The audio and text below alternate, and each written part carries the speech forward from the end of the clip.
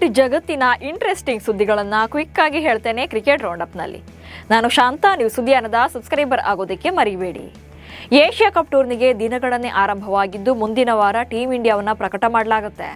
15 ಸದಸ್ಯರ ಈ ತಂಡದಲ್ಲಿ ರಾಯಲ್ ಚಾಲೆಂಜರ್ಸ್ ಬೆಂಗಳೂರು ತಂಡದ ವಿಕೆಟ್ ಕೀಪರ್ ಆಗಿರುವಂತ ಜಿತೇಶ್ ಶರ್ಮಾ ಹೆಸರು ಕೂಡ ರೇಸ್ನಲ್ಲಿದೆ.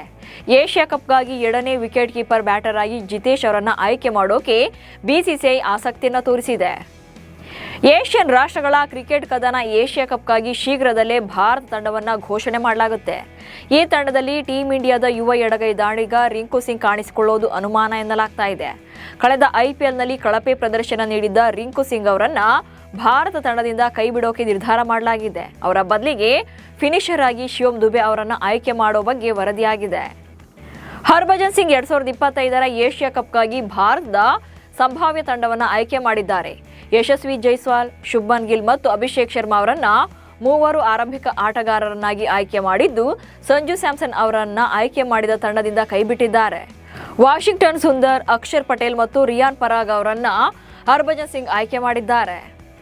ಭಾರತ ಓಡಿಐ ತಂಡದಲ್ಲಿ ವಿರಾಟ್ ಕೊಹ್ಲಿ ಮತ್ತು ರೋಹಿತ್ ಶರ್ಮಾ ಅವರ ಸ್ಥಾನಗಳನ್ನು ತುಂಬುವುದು ಸುಲಭ ಅಲ್ಲ ಅಂತ ಸುರೇಶ್ ರೈನಾ ಎಚ್ಚರಿಕೆ ನೀಡಿದ್ದಾರೆ.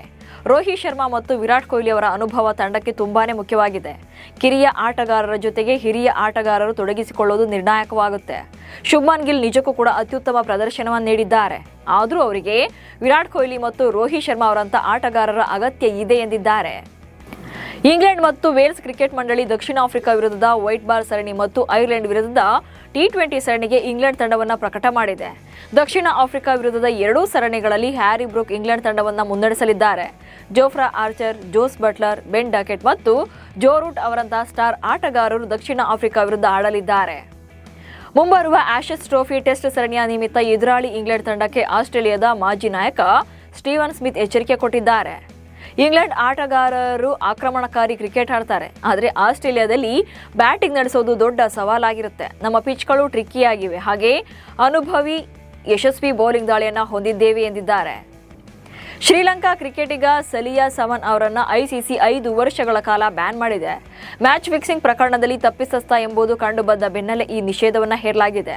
2021ರಲ್ಲಿ ಯುಎಇನಲ್ಲಿ ನಡೆದ ಅಬುಧಾಬಿ T10 ಲೀಗ್ ಪಂದ್ಯದ ವೇಳೆ ಸಲಿಯಾ ಮ್ಯಾಚ್ ಫಿಕ್ಸಿಂಗ್ ಮಾಡಿಕೊಳ್ಳೋಕೆ ಪ್ರಯತ್ನ ಪಟ್ಟಿದ್ರು ಎಂಬ ಆರೋಪ ಇದೆ. ಇದೀಗ ಅವರ ಮೇಲೆ 5 ವರ್ಷಗಳ ಕಾಲ ನಿಷೇಧ ಹೇರಲಾಗಿದೆ. 2025ರ ಮೆಗಾ ಹರಾಜಿನ ಟೈಮಲ್ಲಿ ಆಸ್ಟ್ರೇಲಿಯಾದ ಬ್ಯಾಟ್ಸ್ಮನ್ ಟಿಮ್ ಡೇವಿಡ್ ಅವರ ಮೇಲೆ ಕಣ್ಣಿಡಬೇಕು ಅಂತ ಎಲ್ಲ ಐಪಿಎಲ್ ತಂಡಗಳಿಗೆ ಸಲಹೆ ನೀಡಿದ್ದೆ, ಆದರೆ ನನ್ನ ಮಾತುಗಳನ್ನು ನಿರ್ಲಕ್ಷ್ಯ ಮಾಡಲಾಯಿತು ಎಂದು ಭಾರತದ ಮಾಜಿ ಆಲ್ರೌಂಡರ್ ರವಿಚಂದ್ರನ್ ಅಶ್ವಿನ್ ಹೇಳಿದ್ದಾರೆ. ಆರ್ಸಿಬಿ ಡೇವಿಡ್ ರನ್ನ ಮೂಲ ಬೆಲೆ 3 ಕೋಟಿ ರೂಪಾಯಿಗೆ ಖರೀದಿ ಮಾಡಿ ಬುದ್ಧಿವಂತ ಹೆಜ್ಜೆ ಇಟ್ಟಿದೆ ಎಂದಿದ್ದಾರೆ. 21 ವರ್ಷ ವಯಸ್ಸಿನ ಜೇಕಬ್ ಬೆಥೆಲ್ ಮುಂದಿನ ತಿಂಗಳು ಐರ್ಲೆಂಡ್ ಎದುರು ನಡೆಯಲಿರುವಂತಹ T20 ಕ್ರಿಕೆಟ್ ಟೂರ್ನಿಯಲ್ಲಿ ಇಂಗ್ಲೆಂಡ್ ತಂಡವನ್ನು ಮುನ್ನಡೆಸಲಿದ್ದಾರೆ. 3 ಪಂದ್ಯಗಳ ಈ ಸರಣಿ ಡಬ್ಲಿನ್ನಲ್ಲಿ ನಡೆಯಲಿದೆ. ಅತಿ ಚಿಕ್ಕ ವಯಸ್ಸಿನಲ್ಲಿ ನಾಯಕನಾಗಿ ದಾಖಲೆ ಬರೆದಿರುವಂತಹ ಬೆಥೆಲ್ ಇದುವರೆಗೆ 4 ಟೆಸ್ಟ್, 13 T20 ಹಾಗೆ 12 ಏಕದಿನ ಪಂದ್ಯಗಳನ್ನಾಡಿದ್ದಾರೆ. ಇಂಗ್ಲೆಂಡ್ನಲ್ಲಿ ನಡೀತಾ ಇರುವಂತಹ ದಿ 100 ಲೀಗ್ನ 14ನೇ ಪಂದ್ಯದಲ್ಲಿ ನಾರ್ಥನ್ ಸೂಪರ್ ಚಾರ್ಜರ್ಸ್ ತಂಡ ಭರ್ಜರಿ ಗೆಲುವನ್ನು ಸಾಧಿಸಿದೆ. ಈ ಪಂದ್ಯದಲ್ಲಿ ನಾರ್ಥನ್ ಸೂಪರ್ ಚಾರ್ಜರ್ಸ್ ಪರ ಹ್ಯಾರಿ ಬ್ರೂಕ್ ಮೊದಲ ಎಸೆತದಲ್ಲೇ ದಿಲ್ಸ್ಕೂಪ್ 6 ಸಿಡಿಸಿ ಗಮನ ಸೆಳೆದ್ರು. ಇದೀಗ ಈ 6 ವಿಡಿಯೋ ಸಿಕ್ಕಾಪಟ್ಟೆ ವೈರಲ್ ಆಗ್ತಾ ಇದೆ. ಇವಿಷ್ಟು ಇವತ್ತಿನ ಕ್ರಿಕೆಟ್ ರೌಂಡ್ ಅಪ್ ಸುದ್ದಿಗಳು. ನಮಸ್ಕಾರ.